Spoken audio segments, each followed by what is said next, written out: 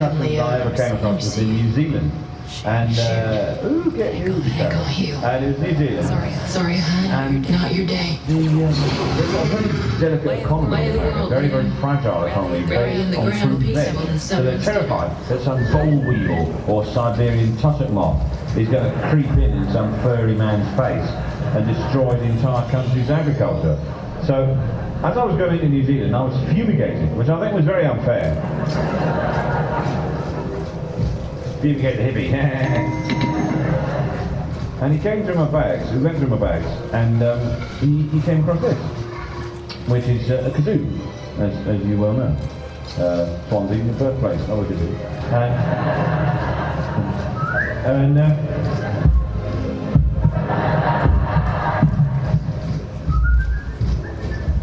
And he looked at me, and he obviously assumed it was some sort of drug-taking paraphernalia. He obviously assumed you could put the dope in there, and then maybe hold on to the end like that, and light it, and use it as a rudimentary pipe or bong. You know, like, oh yeah.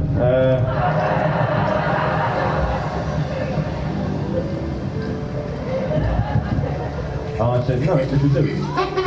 Like that. Well, actually, I did do that. I should have done that. But I was feeling a little bit devil may care, and I played a selection of 80 hits.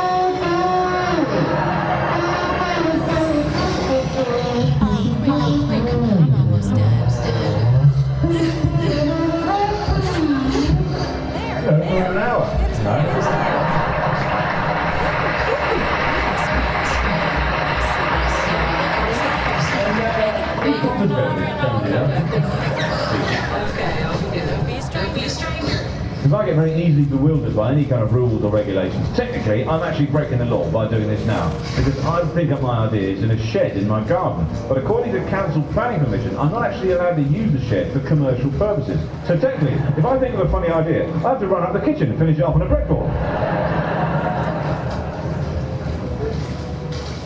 A lot of people say to me, Bill, how do you come up with your ideas? And what I do, I start with a laugh and work backwards.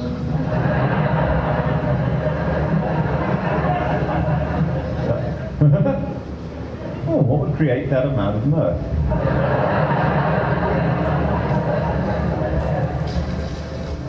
There's one language I cannot understand because it is from another planet, another dimension. That is the language of dentists.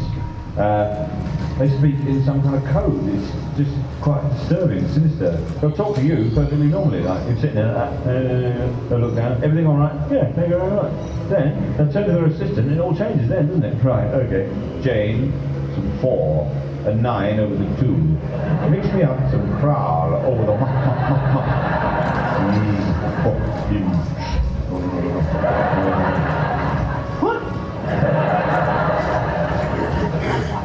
Seek out the chalky dust of the love salad.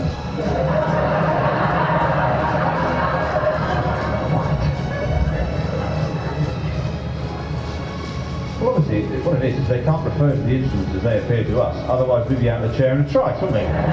Jane, the claw.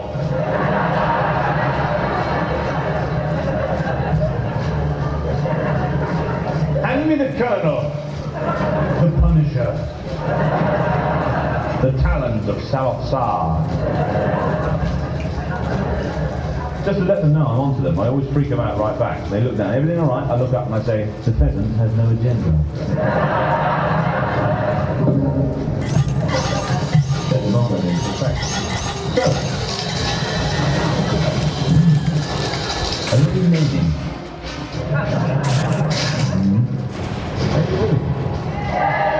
Well, you see, there's this crisis in masculine identity at the moment. Women totally at home with their sexuality. I am woman, woman, I, woman. Men,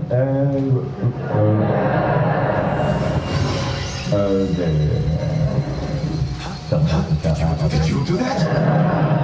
Wait, what's no? Alright, a little bloke thing. You see, there's a term that men feel more comfortable with. It's kind of friendly term. Oh, he's lovely, but he's nice, but it doesn't pose any sort of, unnecessary demands on us as men. Bloke, that's basically what carries us, don't get away.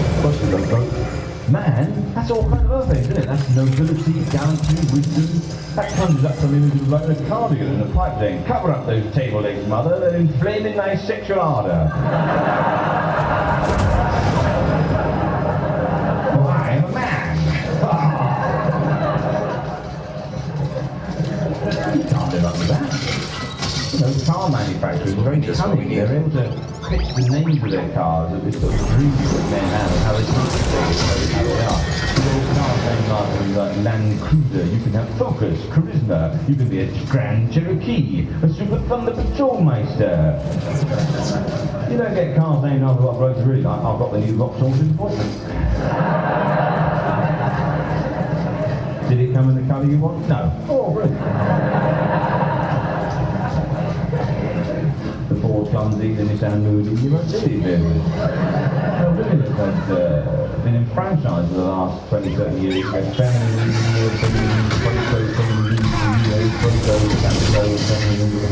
Feminism, feminism in the countryside. And men, we have nothing. No masculinism, no masculinist movement. We're always constantly told to get in touch with ourselves. Blokes aren't going to get in touch with themselves. No, I'm going to pretend I'm not in. I'm not going to get in touch with myself. La, la, la.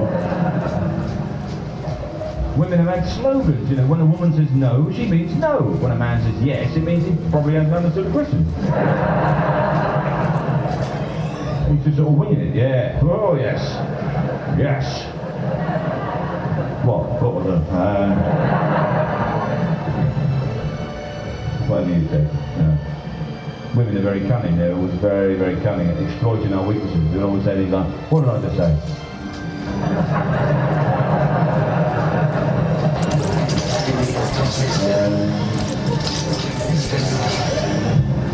I don't know, listening. Before that, you're.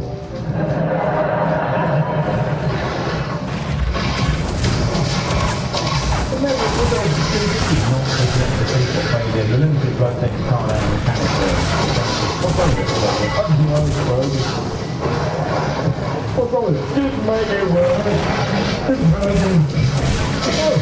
Just make up any old nonsense. Well, it's to start a motor gasket handle, I reckon. It's all looping down through the grub nuts. Can't understand it. I put all new mats in, all new rubber mats.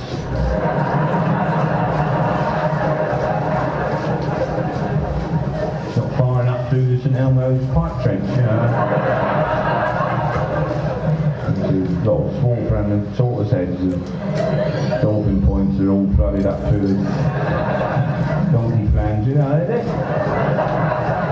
mechanics are nodding, going, I don't know. I basically blame technology, partly for this. It's replaced a lot of traditional male roles in society. Emasculated many men in their masculine jobs by just some little keyboard or robot. I'll give you an example. The job of recording the sound of wild animals for sound effect libraries and food stores. Very dangerous job, previously undertaken by macho South African bounty hunters, who go right out into the bush, right up close to the line, ready to wrap a chop around the microphone. Right up close. Oh, I've lost my arm and hand. And they realised it was fraught with danger, so what they started using is like trainee work experience. Sound recording. Eugene, I want you to record the sound of the line. Well, I don't want to. You want them to deliver, don't you? Well, yeah. Right. Approach the line and slightly provoke it.